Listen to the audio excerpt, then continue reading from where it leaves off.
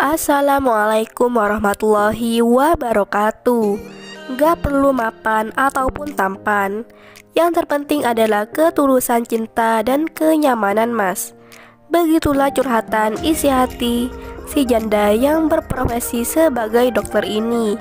Untuk kalian yang ingin berkenalan, mari kita simak sedikit profilnya.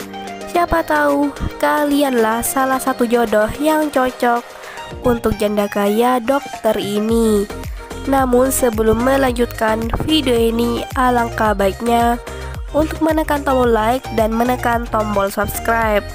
Dan saya doakan semoga Anda yang menekan tombol subscribe selalu diberikan kesehatan, kesejahteraan, dan dimudahkan segala urusannya.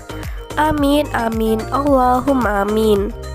Umurku sekarang genap 41 tahun mas.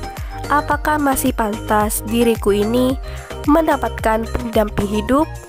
Begitulah curhatan Bunda Asi. Bunda Asi panggilan akrabnya. Statusnya janda dan profesinya adalah seorang dokter. Bunda Asi ini sekarang berdomisili di Bekasi. Bunda Asi adalah sosok wanita yang penyayang, penyabar, dan murah senyum. Selain dari itu, Bunda Asi juga adalah sosok wanita yang pekerja keras. Beliau berharap di tahun ini dapat menemukan sosok lelaki yang diidamkan. Dan mudah-mudahan di channel ini ada sosok duda yang serius mau melamarnya. Begitulah harapan Bunda Asi.